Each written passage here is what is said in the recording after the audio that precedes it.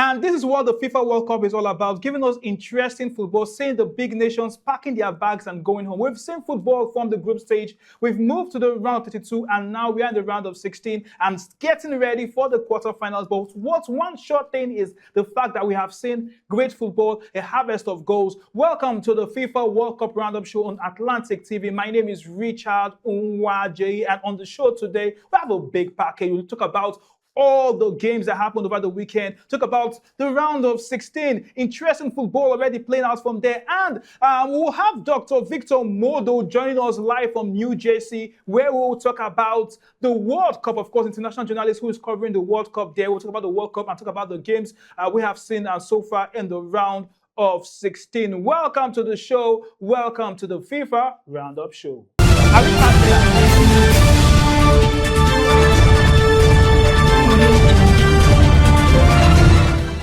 All right, let's move straight and talk about what's happening around the FIFA World Cup. It's the World Cup fever everywhere happening in Mexico, Canada, and of course, USA. And now let's start up with the games of the weekend. Playing in from the round of 52 games, moving into the round of 16 games. And let's see what happened with those very, very interesting games that we had over the weekend. Not really a good one for African countries who, of course, could not just pull themselves through to the round of 16. Now, let's look at the round of 2 matches where we saw Colombia defeating Ghana in what many call that very, very interesting game. Ghana had no shot on target, and Ghana officially out of the World Cup. We also saw a very interesting game from Australia, where Australia had this tough match against Egypt. Egypt won with penalty shootouts. The game ended 1-1. Egypt qualifying for the round of 16 alongside Morocco, while we had Argentina play the moment many call it one of the most interesting games of the World Cup so far against Cape Verde, and ended 3-2 in what many call that very, very interesting game. Now let's look at the round of 16 games we've seen so far in the World Cup, where we saw Canada play that very interesting game against Morocco. Based on how it happened, Morocco defeated Canada by 3-0. One of the host nations had to pack their bags, and of course, they're out of the World Cup. Paraguay had a very interesting game against France. France had only 1 goal. Yes, the man on the mission, the man who is set to win the Golden Boot.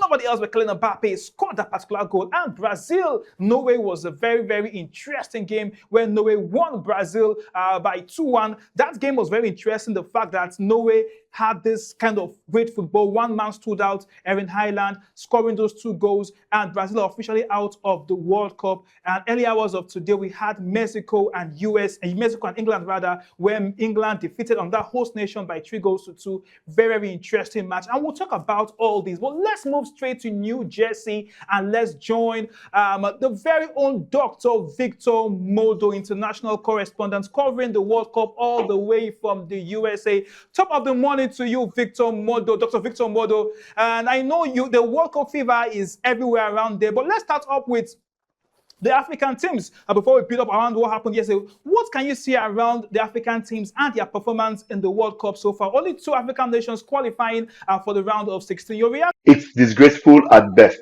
The best you can say is totally disgraceful. This is not what was planned for any African nation, and it's disappointing because a lot of them came very close to getting the victory that they seek.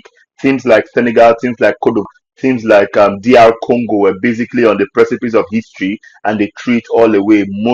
Most painful is Senegal, something that was not planned, but all the same, that's exactly happened. But I think it's gotten to the stage where we need to tell ourselves the truth as Africans, that we need to learn how to lock in winners in football. We cannot have teams make it to the round of 32 and then end up with only 2 teams in the round of 16. That basically means that we are not doing things right, and it was obvious, very, very obvious in how we played what we did. But the situation now, guys, all we have is Morocco, and all we have is Egypt as a team that in the round of that basically qualified out of this, and it's just really painful and really stressful. But we hope that at the end of all of this, we are gonna see African football eventually get it right on the world stage.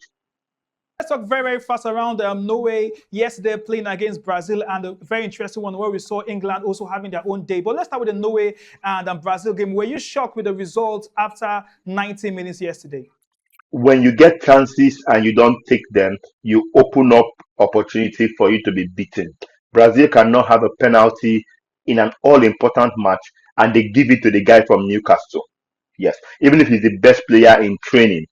Training penalty and match time penalty are two different things. Your star man needs to step up and take that penalty. Vinicius needs to have taken that ball and gone and dispatched the penalty the same way Neymar took the ball when he was on the pitch and dispatched the penalty. But for Norway, a very, very professional job was done at that game. They beat their chances, defended when they needed to defend, and then hit the US hit Brazil with two quick fire goals from the man himself, Erling Haaland. That is a striker. The first goal he scored, he was not in position for the cross when the cross was put in, but he had to quickly adjust his feet and get ahead of Gabriel that was flying like he was tying a wrapper in the match. Erling Haaland shows once again why he is and he remains one of the top strikers in world football today. I covered the match from the photo tribune, so I was right next to a couple of Norwegian fans, and it was beautiful to see them.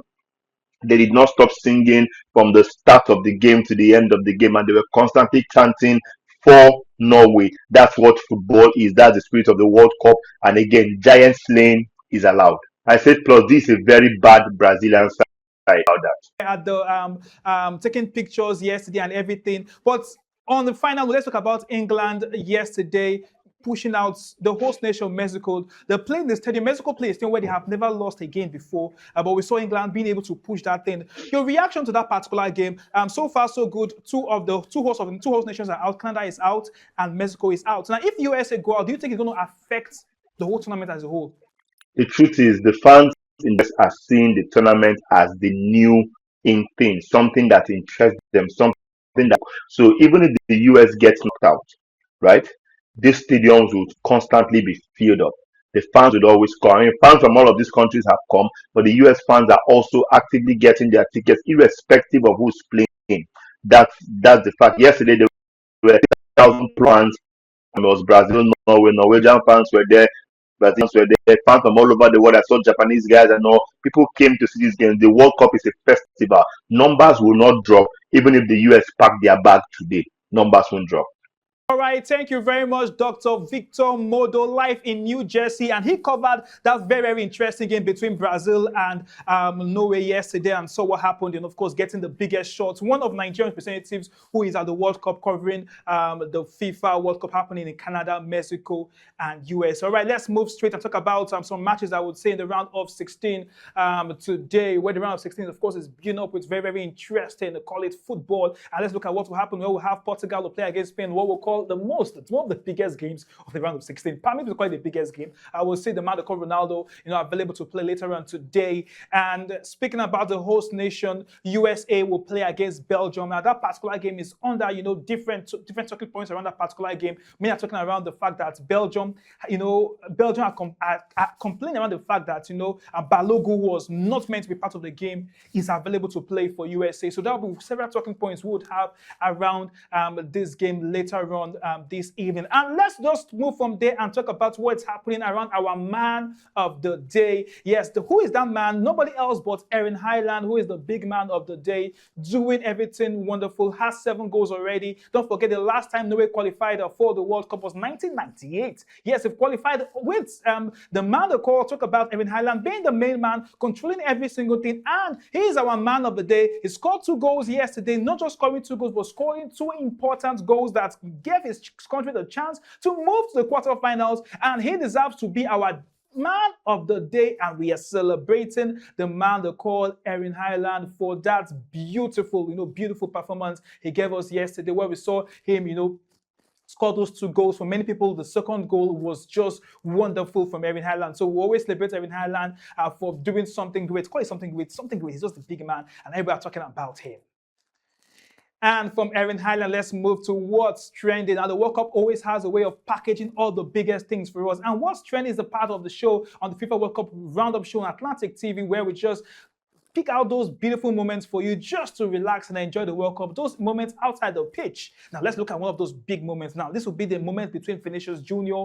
and the man they call Erling Haaland. And this particular period this particular video got many people talking. The fact that we saw Erling Haaland move and had a way of coming close, Vinicius Jr. coming close to Erling Haaland with the press conference. And this video you could see on your screen is really, really, Vinicius Jr. touching Erling Haaland. So come on. and the handshake. This is what football is all about. The love we share, and that is what we always talk. Football brings everybody together from two different countries. They play in two different leagues, but the love is there. And so we always talk about football. It has a way of uniting the world.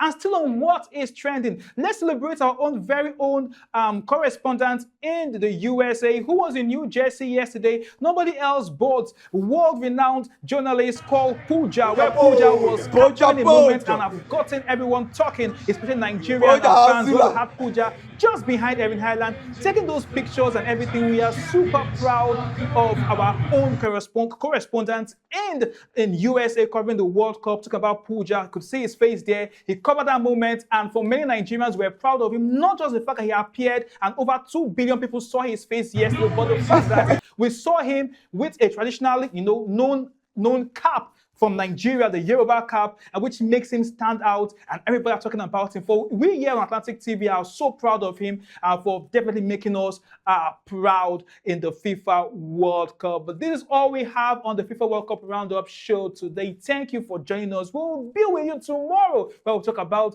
the round of 16 game. But the big question will be whether Portugal or Spain, who would go home? Would Ronaldo cry, or will Ronaldo play his last World Cup later on this evening? Some will say time will tell. My name is Richard Unwaje. I'll see you tomorrow.